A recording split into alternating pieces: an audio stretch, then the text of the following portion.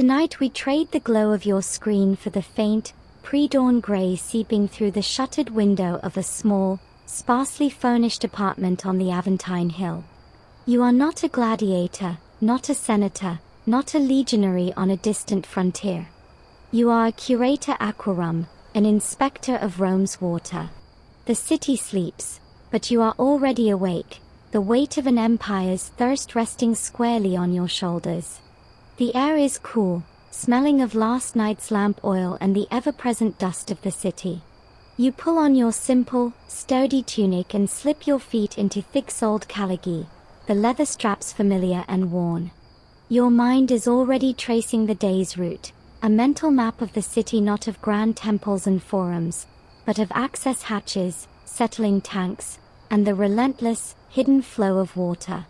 It's a job of meticulous measurement and endless walking, a battle against gravity, decay, and human greed.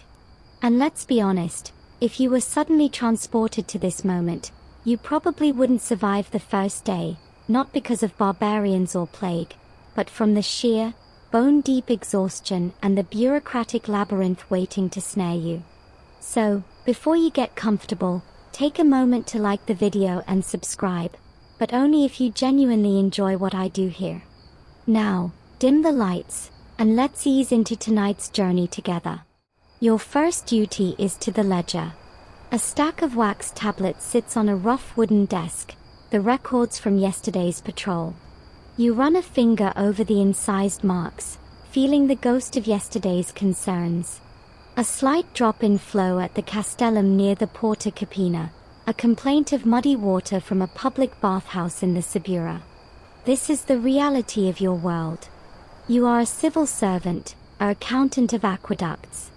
The glory of Rome, the marches, the orations in the forum, it's all a distant echo down here. Your Rome is one of stone channels and the quiet, mathematical certainty of water finding its level.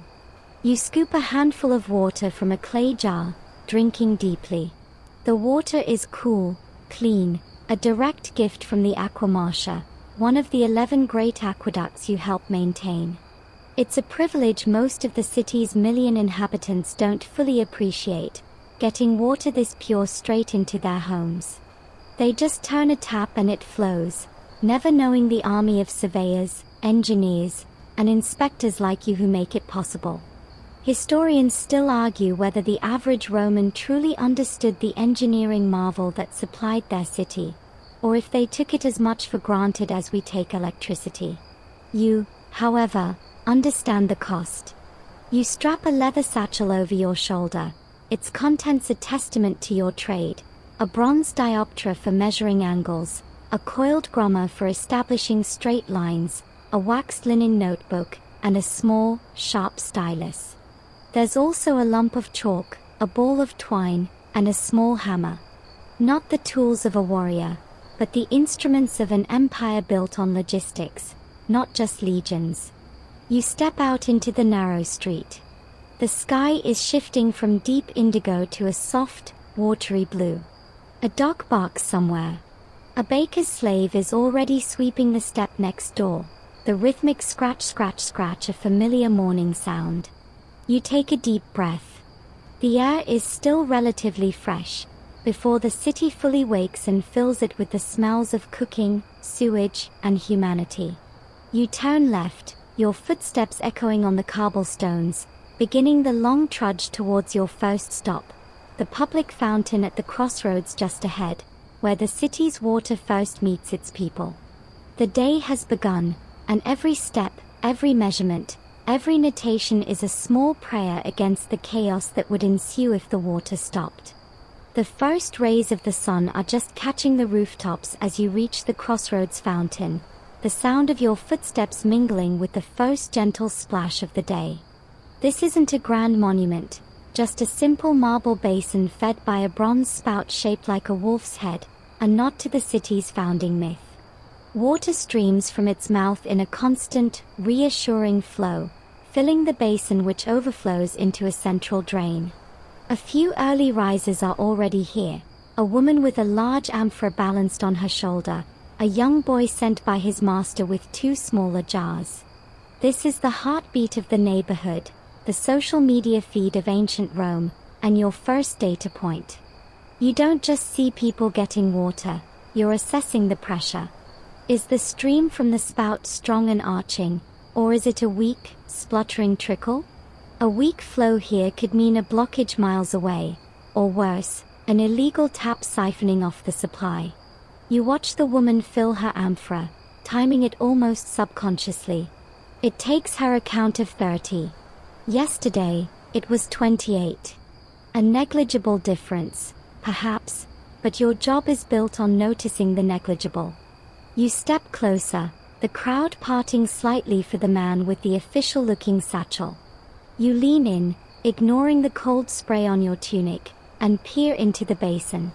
The water is mostly clear, but you can see a fine, silt-like sediment already settling at the bottom. This is normal, to an extent. The aqueducts are open channels for much of their journey, collecting dust and debris.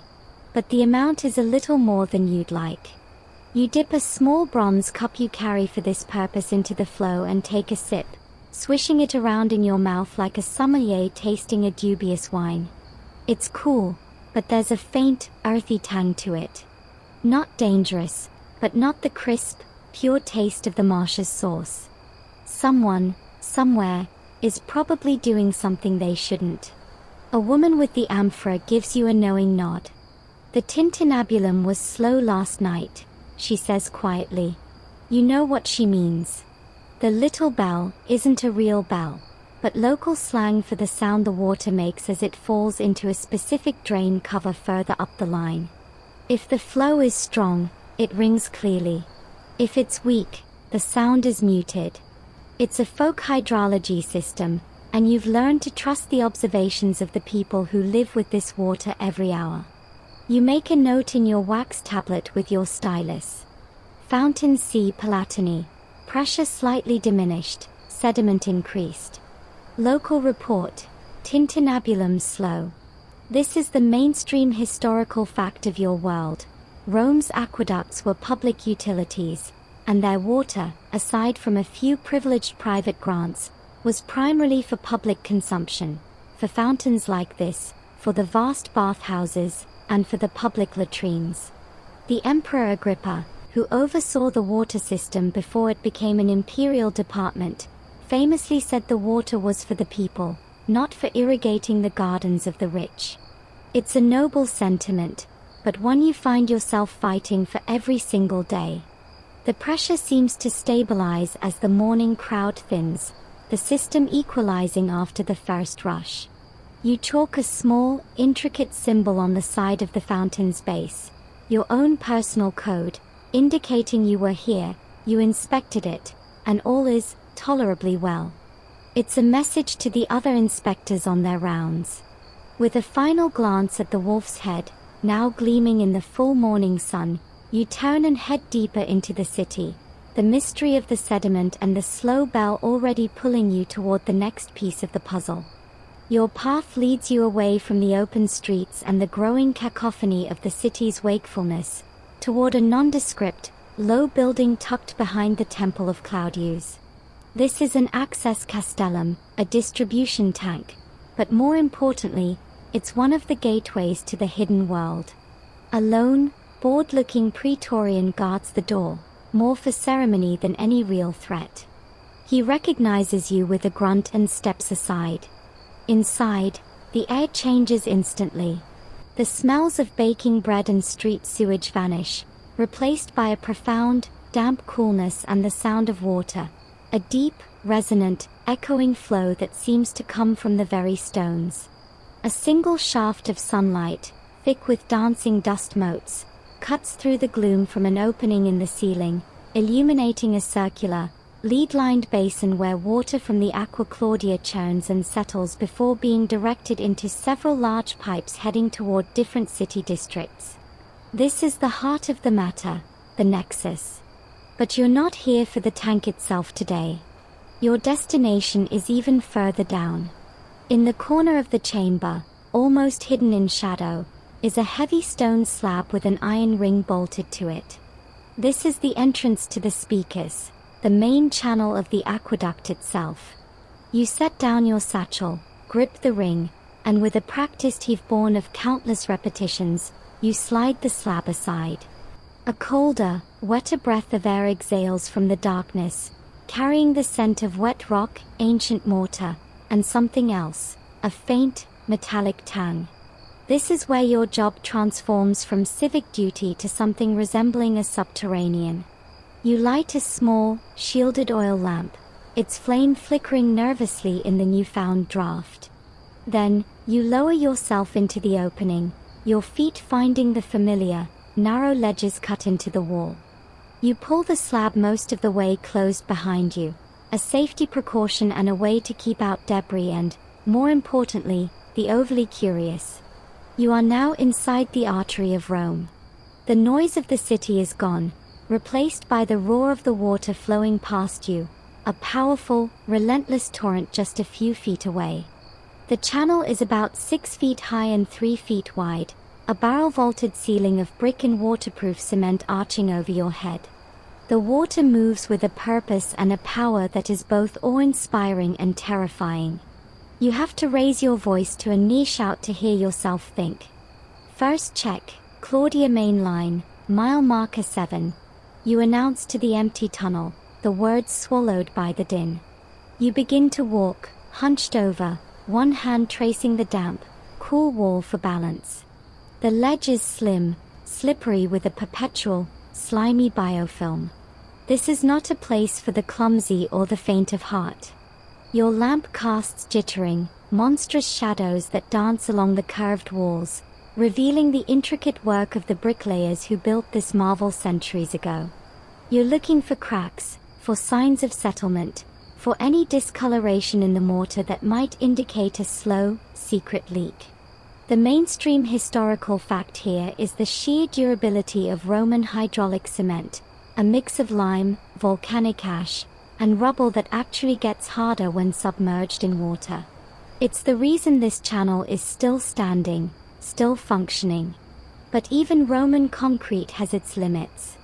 You stop, holding your lamp closer to the wall. A patch of the wall looks different, darker. The surface is rougher, covered in a strange, rust-colored, gelatinous growth.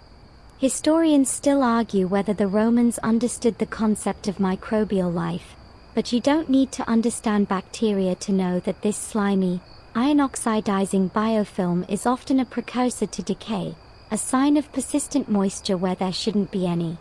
An observation that most people would never see or care about, but to you, it's a warning sign painted in sludge. The slimy, rust-colored biofilm is your first clue, a microbial flag planted on the empire's inner wall. But a clue isn't a diagnosis. You need data, hard numbers. This is where the art of your work meets its science, a science born of geometry and simple physics. You move about 50 paces further down the channel, to a section you know is straight and of a uniform grade. Here, you set your satchel down carefully on the narrow ledge. From it, you retrieve your primary tool for this task, a carefully carved, buoyant wooden peg, about the length of your hand. It's a humble thing, but in this roaring, dark tunnel, it's your speed gun. This is the modius, a flow measuring tool described by Vitruvius himself. You kneel, the cold water seeping through the knee of your tunic, and hold the peg just above the rushing surface. For a moment, you just watch the water, feeling its power, its sheer mass. Then, you release the peg. Your eyes lock onto it as the current snatches it. You count seconds in your head, a steady, practiced rhythm against the roar. 1 Mississippi, 2 Mississippi. You follow its journey as far as your lamplight allows, marking the point where it disappears into the darkness. You know the exact distance between your starting point and that visual marker. You've measured it with your grommer and chain 100 times. Time and distance. That's all you need. You do this 3 more times, ensuring an average. The result is unsettling. The velocity is down by nearly 10% from your last measurement a week ago. The water is moving more sluggishly than it should. A blockage? Possibly. But your mind, trained on the patterns of this hidden world, leans toward another, more common culprit, a leak. A significant volume of water is escaping the channel somewhere between here and the last measurement point, reducing the pressure and thus the speed of the entire flow. The mainstream historical fact you're demonstrating is the Roman mastery of aqueduct engineering, which relied on a constant, gentle slope, a drop of just a few inches every 100 feet, to keep the water moving. They didn't use pumps, they used gravity and impeccable math. But the math only works if the system is sealed. As you pack away your wooden peg, your lamp glints off something in the water. You squint. A small, shimmering object is tumbling along the bottom of the channel. You wait, and as it comes closer, you swiftly dip your hand into the shockingly cold current and snatch it. It's a tiny, crudely made lead figurine of a gladiator, a votive offering, likely tossed into a fountain upstream by some hopeful gambler. It's a reminder that this isn't just water, it's a river of stories, of hopes, of discarded trash, all flowing through the city's veins. You pocket the figurine, a small trophy from the depths. Historians still argue whether the consistent flow rates we calculate today match the Romans' own intended measurements, or if centuries of silt and repair have altered the original specifications. Right now, you don't care about historical arguments. You care about the 10%. You stand up, your body stiff from crouching. The mystery has shifted. It's no longer about a vague drop in pressure. It's a quantifiable loss. And you have to find where it's going. The 10% deficit is a ghost haunting the channel, and you are its exorcist. You continue your hunched progress downstream, your senses heightened, your lamp held low to scan the water's edge and the walls. The roar is a constant companion, a physical pressure against your eardrums. You're looking for the telltale signs, a trickle down the wall that isn't just condensation, a sound within the sound, a higher-pitched, sucking gurgle. It's another 100 paces before you find it. At first, it's just a darker patch on the already damp wall, but as you run your hand over the Roman concrete, you feel it, a persistent, focused chill. A steady, almost invisible seepage of water is weeping from a hairline crack that runs diagonally for about 2 feet. It's not a gusher, but it's constant. You follow the path of the moisture down the wall to the ledge, where it has carved a tiny, smooth groove in the stone before dripping back into the main flow. This is it. This is the leak. But a leak this size wouldn't account for a 10% loss. This is a symptom, not the disease. You press your ear against the cold, wet wall next to the crack. Closing your eyes to focus, you block out the overwhelming roar of the channel and listen for the subtler song of the water. And there it is. Faint, but unmistakable. A hollow, rushing sound behind the wall. The water isn't just seeping through the crack, it's flowing freely in a cavity between the outer structure of the aqueduct and the channel lining itself. The crack is just a weep hole, a release valve for a much larger problem. The main flow of the leak is traveling elsewhere, following a path of least resistance through the aqueduct's own flesh. This is bad. This kind of subterranean erosion can undermine foundations, cause sudden collapses. You pull back, your mind racing. You need to trace it. But how? You can't see through stone. Then you remember the chalk and twine in your satchel. It's a long shot, but it's all you have. You tie the chalk to the end of the twine, and using your stylus, you poke a small hole in the soft mortar near the crack, just big enough to feed the chalk into the hidden cavity. You pay out the twine, letting the current of the hidden flow carry the chalk downstream inside the wall, a miniature spelunking expedition happening just inches from you, but completely out of sight.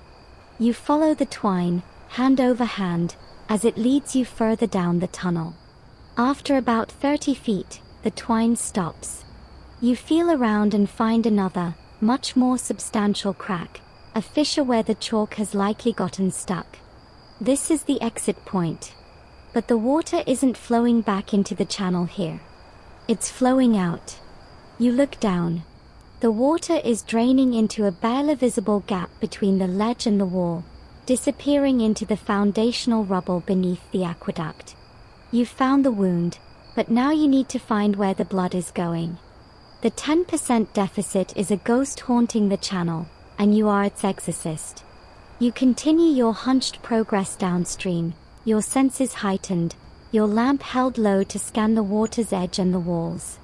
The roar is a constant companion, a physical pressure against your eardrums. You're looking for the telltale signs, a trickle down the wall that isn't just condensation, a sound within the sound, a higher-pitched, sucking gurgle. It's another 100 paces before you find it. At first, it's just a darker patch on the already damp wall, but as you run your hand over the Roman concrete, you feel it, a persistent, focused chill.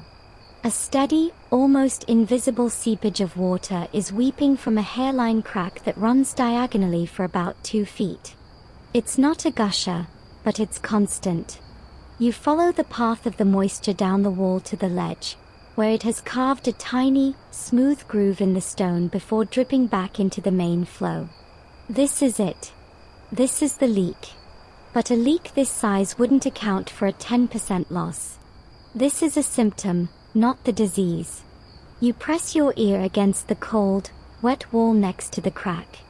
Closing your eyes to focus, you block out the overwhelming roar of the channel and listen for the subtler song of the water.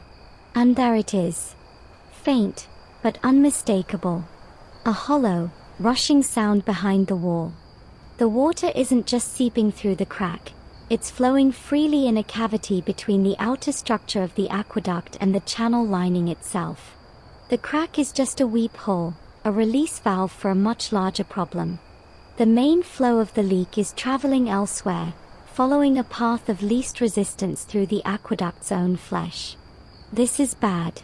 This kind of subterranean erosion can undermine foundations, cause sudden collapses. You pull back, your mind racing. You need to trace it. But how? You can't see through stone. Then you remember the chalk and twine in your satchel. It's a long shot, but it's all you have. You tie the chalk to the end of the twine, and using your stylus, you poke a small hole in the soft mortar near the crack, just big enough to feed the chalk into the hidden cavity. You pay out the twine, letting the current of the hidden flow carry the chalk downstream inside the wall, a miniature spelunking expedition happening just inches from you, but completely out of sight. You follow the twine, hand over hand, as it leads you further down the tunnel. After about 30 feet, the twine stops. You feel around and find another, much more substantial crack, a fissure where the chalk has likely gotten stuck. This is the exit point. But the water isn't flowing back into the channel here. It's flowing out. You look down. The water is draining into a barely visible gap between the ledge and the wall, disappearing into the foundational rubble beneath the aqueduct. You've found the wound, but now you need to find where the blood is going. The water is vanishing into the very bones of the city, a silent theft from the imperial supply. You leave the speakers, emerging from the damp darkness into the startling brightness and noise of the mid-morning street. Blinking, you follow the phantom path of the lost water, a route mapped only in your mind, tracing the aqueduct's course above ground. The twine and chalk trick gave you a direction. Now, you use your knowledge of the city's topography and infrastructure. The water is draining down, seeking the level of the Cloaca Maxima, the Great Saw. But it's not going straight there, it's being used. Your suspicion hardens with every step. This has the feel of a professional job, not just a structural failure. You find yourself in a slightly wealthier commercial district, the smells of tanneries and fish sauce giving way to the scent of sawdust and baking clay. And then you see it. A Falanica, a laundry. A large, unassuming building from the outside, but a notorious water guzzler on the inside. The process of cleaning Roman togas with urine and fuller's oath requires an enormous amount of rinsing water. You don't go in the front.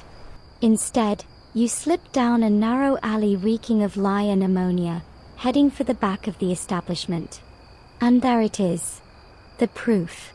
A pipe, expertly fashioned from fired clay, emerges from the foundation of the building near the ground. It shouldn't be there. It's not connected to any legitimate public line. A steady, strong flow of clear water gushes from it, washing into a central drain in the alley floor. You crouch, cupping your hand and bringing the water to your nose. There's no mistaking it. It's the crisp, clean, unmistakable taste of the Aqua Claudia, unpolluted by the sulfurous tang of the well water most fullers are legally obliged to use. This is an illegal tap. A fistula illegitima. Someone has deliberately and skillfully tunneled from the fullerist cellar to the aqueduct's channel, punctured the lining, and installed this pipe. The 10% loss. The sediment in the public fountain. The slow tintinnabulum. It all leads here, to this unassuming pipe, where the empire's lifeblood is being stolen to wash the sweat and wine stains out of a senator's best white toga. The mainstream historical fact here is that water theft was a massive, chronic problem in Rome, with laws and fines specifically designed to deter it, but enforcement was a constant battle.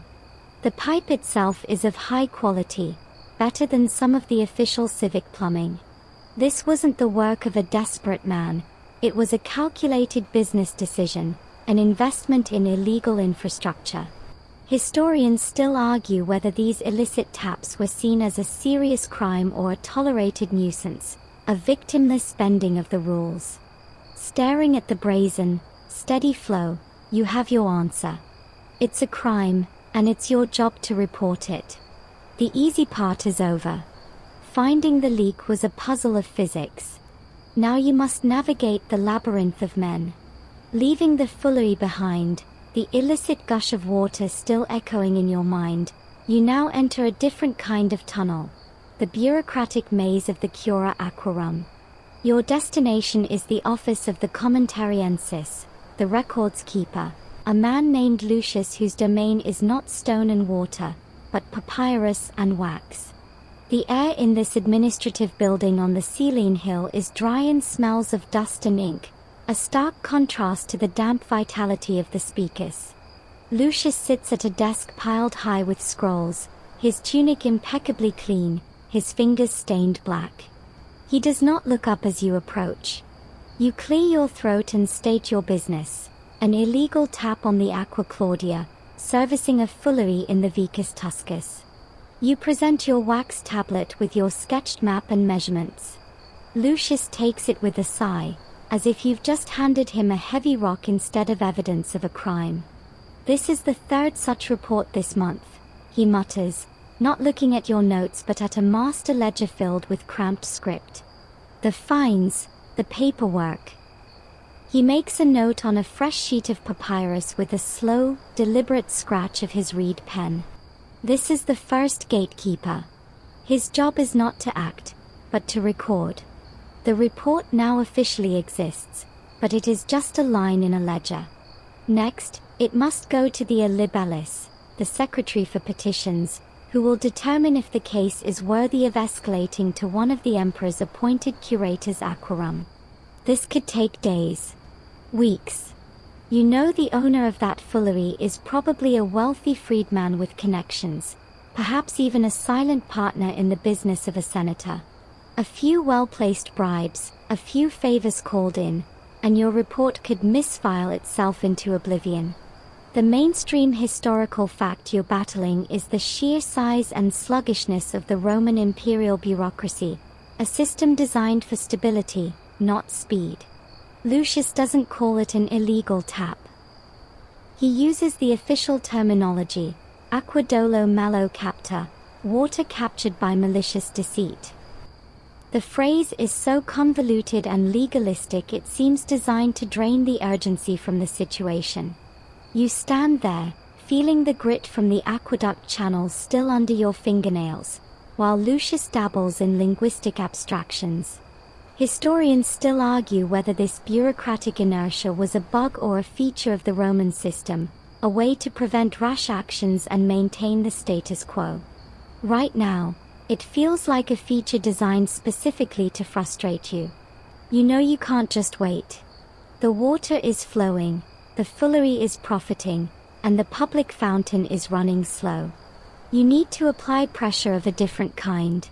You leave Lucius to his papyrus and head deeper into the administrative warren, seeking out Secundus, the chief clerk of the maintenance gangs. Secundus is a practical man, a former liberator, surveyor, who once walked the channels himself. He's your best hope for cutting through the red tape. You find him in a courtyard, yelling at a subordinate about a missing shipment of Pozzolana cement. You wait for the storm to pass, then present your case, not as a legal petition, but as a practical problem. Secundus, there's a tap bleeding the Claudia dry. I've been to the scribes.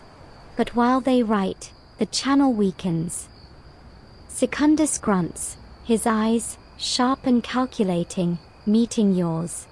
He understands stone and mortar, not legal phrases. He makes no promises, but gives a curt nod. I'll see what I can expedite. It's not a victory, but it's a chink in the armor of the maze. The battle has been joined, not with a hammer and chisel, but with a whisper in the right ear. The stifling air of the bureaucracy still clinging to you, you pass through the Porta Prenestina, leaving the crowded city for the open space of the Campania. The urban grind of illegal taps and indifferent clerks is replaced by a different set of challenges. Here, the Aqua Claudia reveals its most iconic form, a breathtaking arcade of massive, arched stonework striding across the countryside, a triple-tiered monument to imperial power and hydraulic genius. From down here, looking up, it's a sobering sight. The scale is humbling. Each stone block is larger than you are, fitted together with a precision that leaves barely a hair's breadth of mortar. Your job now is to inspect this colossal spine. You begin at the base of one of the towering piers, your head craned back. The first thing you do is press your hands against the cool, rough travertine. You're feeling for vibrations, for any subtle hum that might indicate a serious internal flow where there shouldn't be one. Today, the stone is silent and still. Your inspection is methodical, a slow circumnavigation of each pier's foundation. You're looking for subsidence, for cracks radiating from the base, for signs that the ground is giving way under the immense weight. Weeds are your enemy. You see a patch of ivy clinging to the stonework about 10 feet up and you sigh. This isn't just an aesthetic issue. You unpack a small, lightweight sickle from your satchel. Its handle is extended with a spliced-on pole. You begin the tedious work of hacking away at the vines. Their roots, small and determined, work their way into the mortar joints, expanding with water and time, acting like tiny, patient wedges to pry the stones apart. It's a constant, losing battle against nature itself. The mainstream historical fact you're confronting is that these arcades weren't just for show. They were a practical necessity to maintain the gentle, consistent slope of the aqueduct across valleys and uneven terrain, a slope so precise it drops only a few feet every mile. As you clear the weeds from the base of the pier, you notice the foundation is littered with broken pieces of pottery, animal bones, and other refuse. This isn't accidental trash. It's a deliberate inclusion. The Romans often used this kind of rubble as a lightweight, stable fill in their foundations, a clever way to recycle and to create a well-draining base that wouldn't shift with the seasons. You kick at a shard of a large amphora, its curves still visible. Historians still argue whether this practice was born of sophisticated engineering principles or simply frugal convenience. Right now, you're just glad the foundation feels solid. You look up again, tracing the line of the arches as they march toward the distant hills. Up there, at the very top, Is the water channel itself a mere slit in the sky? Tomorrow's problem. For now, the piers are sound. You wipe the sweat from your brow with the back of your arm and move on to the next one, a tiny figure tending to the feet of a giant. Leaving the arcades behind, your path leads you to a squat, functional building nestled where the Claudia meets another aqueduct, the Anio Novus. This is a major castellum divisorium, a dividing castle, and it's one of the most critical nodes in the entire system. Inside, the roar is multiplied, a chaotic symphony of flowing water. The space is dominated by a large, circular central tank where the water from the two aqueducts momentarily mingles and slows. Here, the heavier sediment, the sand, the silt, the debris that has made the long journey from the mountains, has a chance to settle to the bottom. This is the city's primary kidney. You walk the rim of the tank, your eyes scanning the swirling water. The amount of settled silt is a diary of the past week's weather upstream. A little is normal, a lot means there were storms in the Apennines. But your main focus is on the distribution. Set into the wall of the tank are 3 large, bronze outlet gates, each controlling the flow to a different main pipe heading into the city. One for the imperial residences on the Palatine, one for the public baths and fountains, and one for the Lacus, the public basins and, through a few privileged grants, some private villas. A junior Aquarius is on duty, his hand on a winch that controls one of the gates. You watch him carefully. This is where the political rubber meets the hydraulic road. The official water laws, the leges aquarii, are clear. Public supply takes precedence.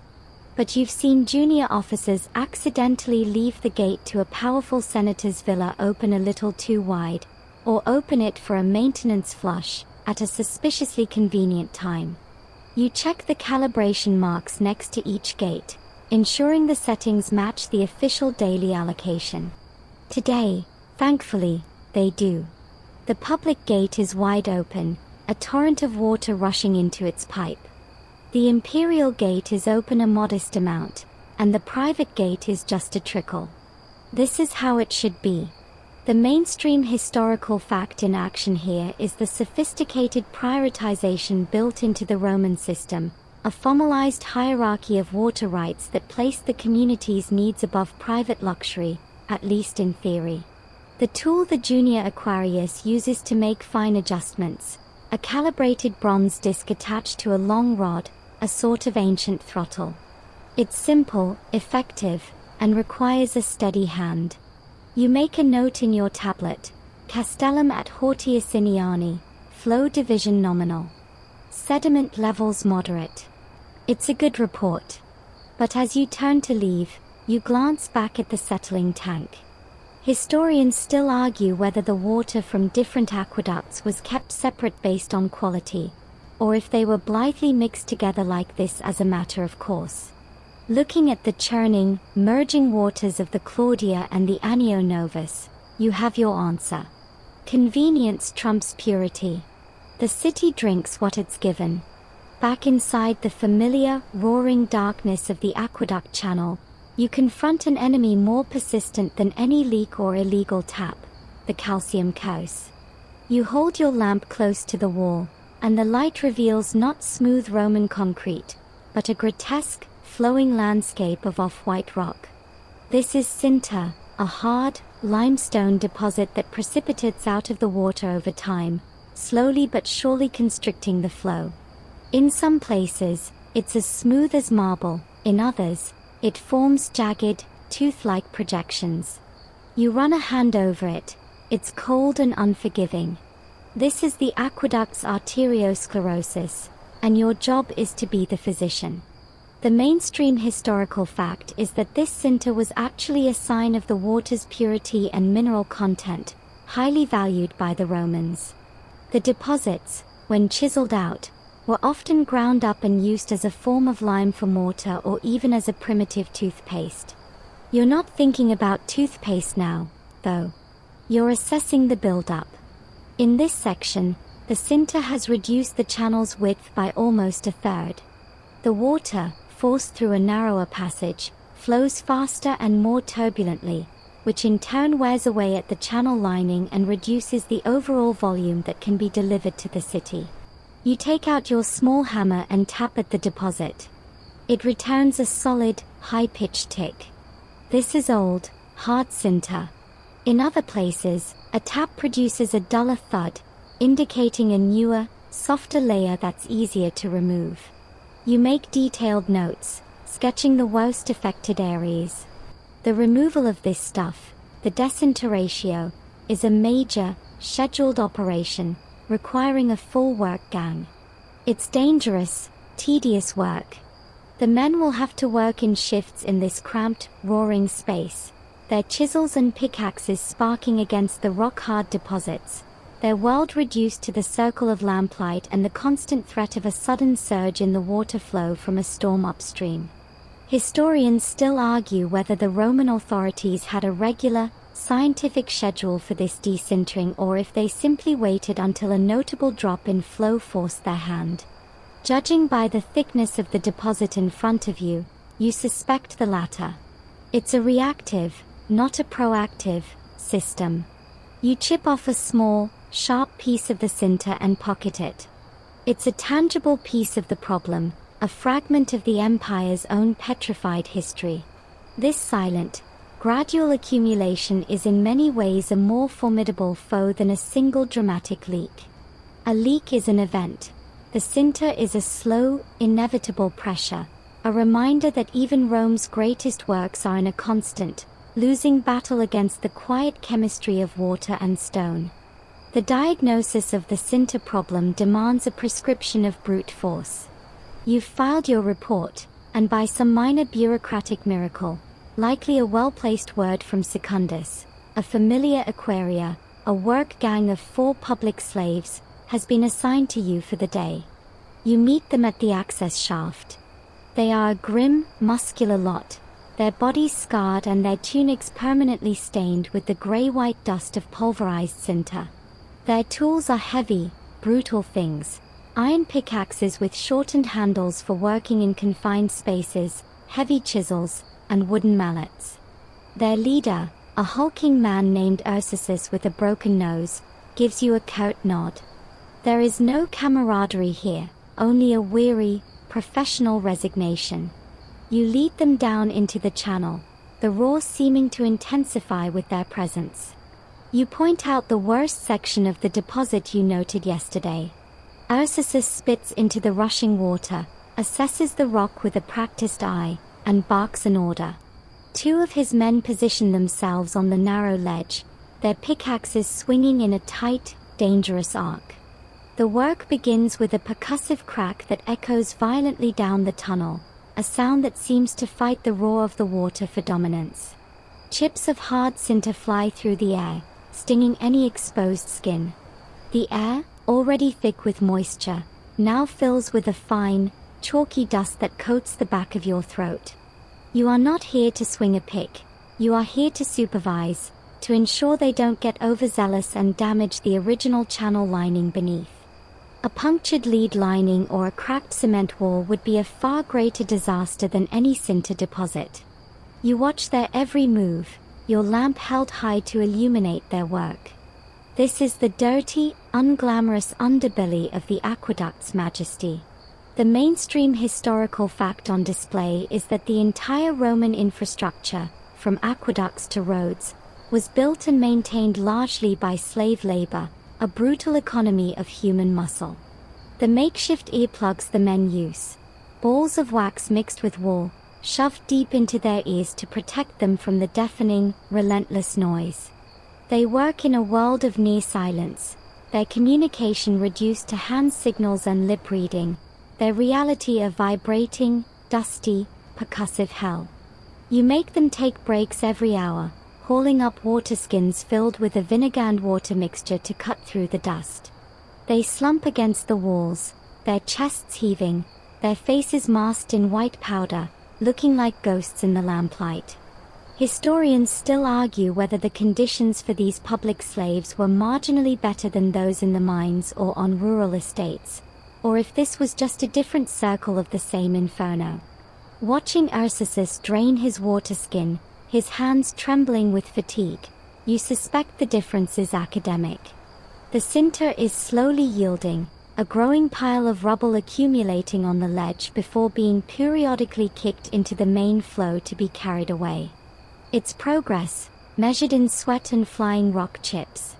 It's a war of attrition against the very stone of the channel, and for today, you are winning, inch by painful inch. With the rhythmic crack of the sinter crew fading behind you, your duties now pull you upward, into the dizzying heights. You leave the underground channel and approach the base of the massive arcade once more, but this time, your goal is the very top. Woven into the stonework, almost invisible from a distance, is a series of iron rungs, a maintenance ladder leading to the sky. You sling your satchel across your back, take a deep breath, and begin to climb. The travertine is rough and cool against your palms.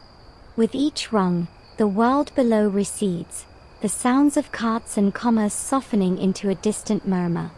The wind, a negligible breeze at ground level, now tugs insistently at your tunic. You don't look down. You focus on the next rung, and the next, your muscles burning with the effort. This is the part of the job that never gets easier.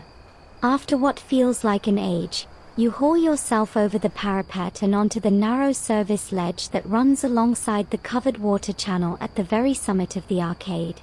The view is breathtaking, and not entirely in a good way. Rome sprawls beneath you, a sea of red-tiled roofs and smoking chimneys. The Forum is a collection of toy buildings, the Circus Maximus a long, sandy oval. The wind is stronger up here, a constant, buffeting force. You press your body against the solid, reassuring bulk of the channel for a moment, waiting for your vertigo to subside. Then you begin to walk, one foot carefully in front of the other, your hand trailing the channel's side for balance.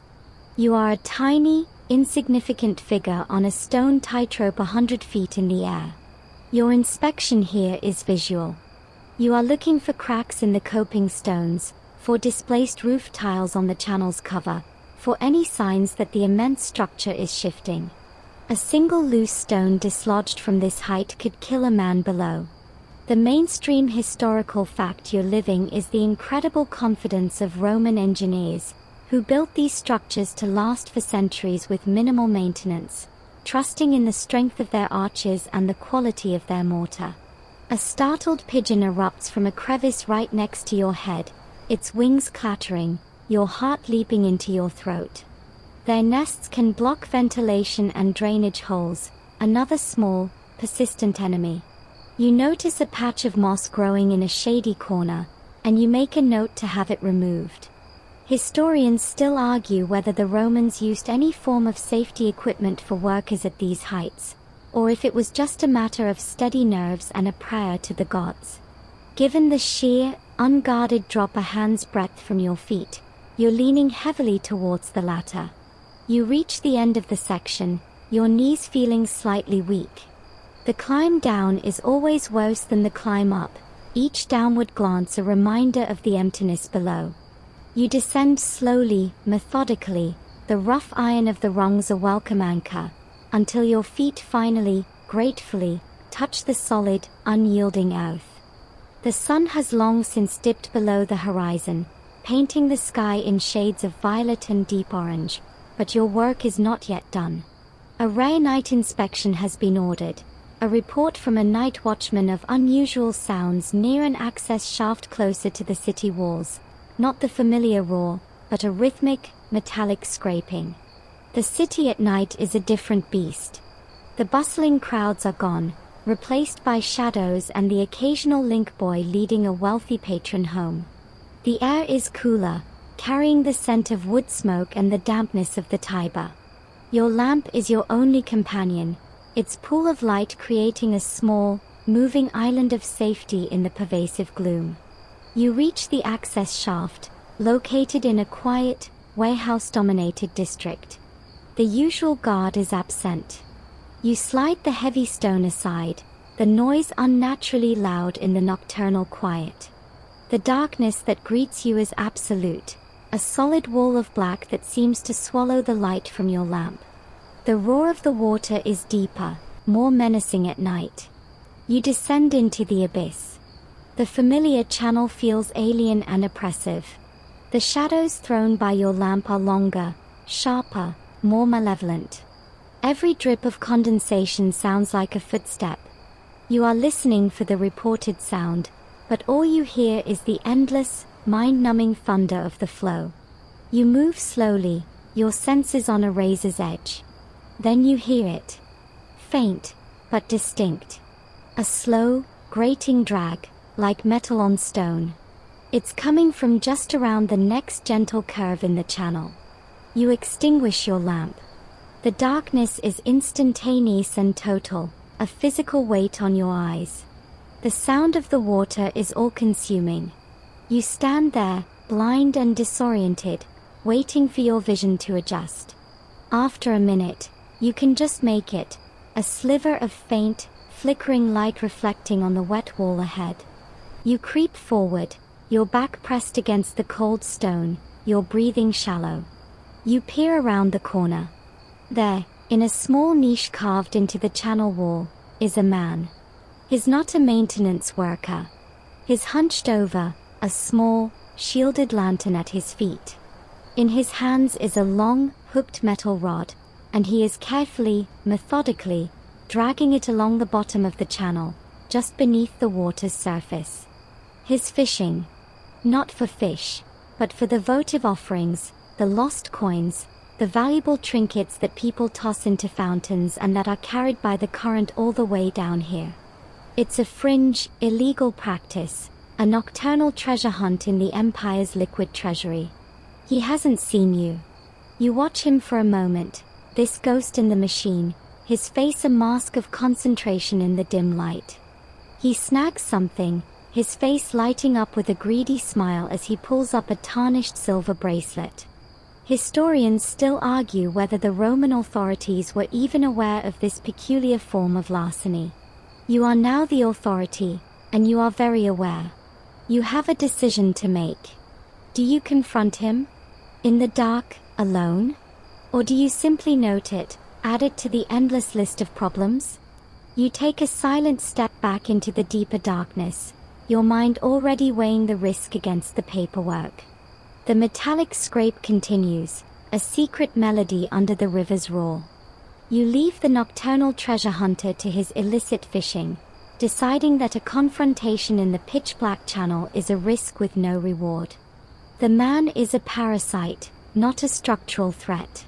The memory of his hunched form and the glint of that silver bracelet fades, replaced by the more pressing weight of the day's accumulated data. Your final stop, as the city settles into a deeper sleep, is your small, lamplit office tucked away in the Cura Aquarum complex.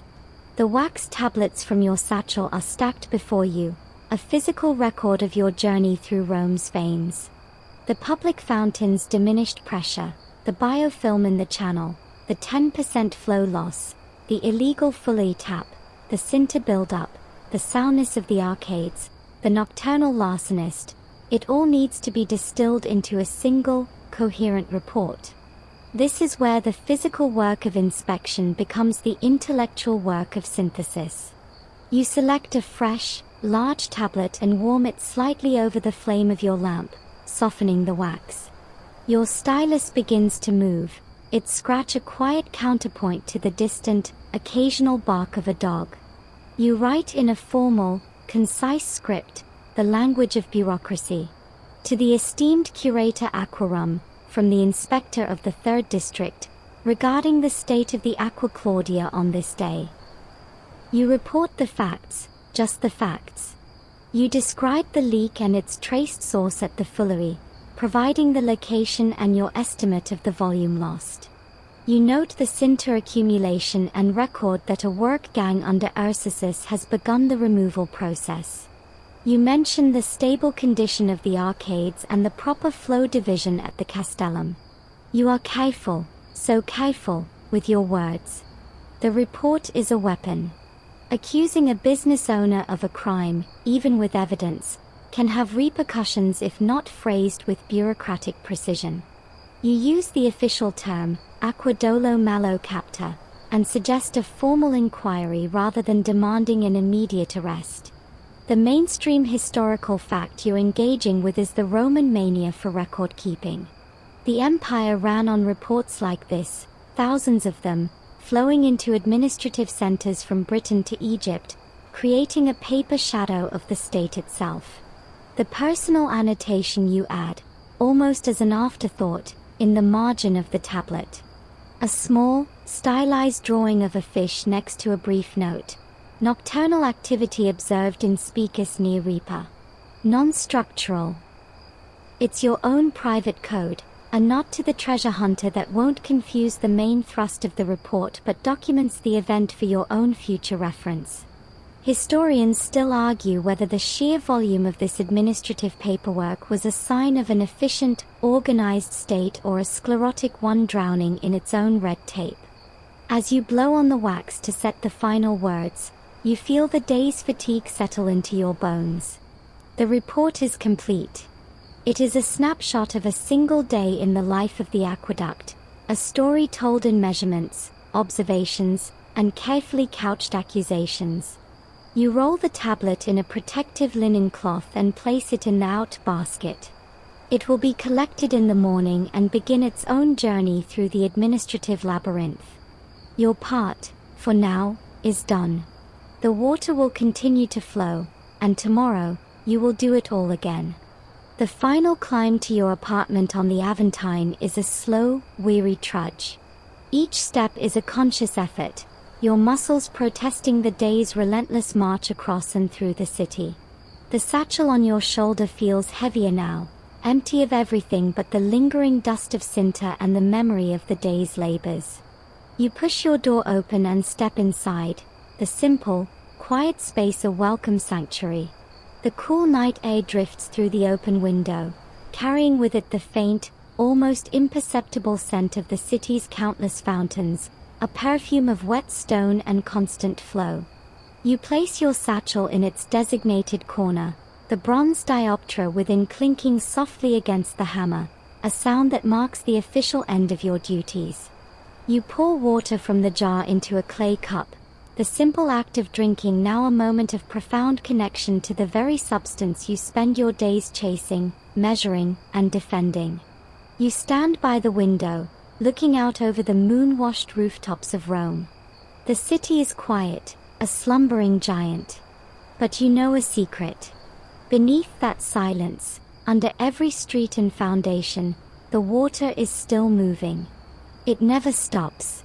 It flows from the mountains, through the great arcades, down the dark channels, and out into the fountains, the baths, the homes of a million souls who give it no more thought than they give the air they breathe.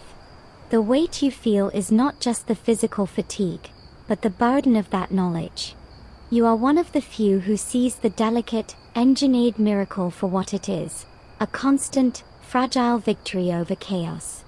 You think of the illegal tap, now documented, and the slow grind of justice that may or may not seal it. You think of the Cinta, slowly being chipped away by weary slaves. You think of the treasure hunter, a ghost in the machine, and the endless, quiet battle against decay and human nature. There are no triumphant parades for a day spent preventing disaster, only the quiet satisfaction of a system still functioning, of water still flowing where and when it should. The great, hidden heart of Rome is still beating, and for today, you have been its keeper. And so, as the final echoes of the aqueduct's roar fade into the quiet hum of the night, let the weight of that water, the immense responsibility of its flow, gently drain away from your own mind. You have walked the hidden paths and felt the cool breath of the channel. You have scaled the great heights and navigated the labyrinth of men, and now your watch is over. The city sleeps, cradled by the relentless, gentle mathematics of gravity and grace, its thirst quenched by a river of silent, unseen effort. The problems of Rome are not your problems tonight. The measurements have been taken, the reports filed, the slow wheels of maintenance set in motion.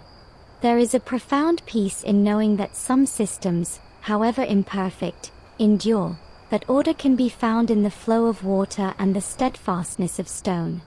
So let the image of that endless, quiet flow carry you away from the day's cares, from the noise and the dust, into a deeper, more tranquil current, a place where the only thing that matters is the gentle, steady pull towards rest, and the soft, dark silence that awaits you there.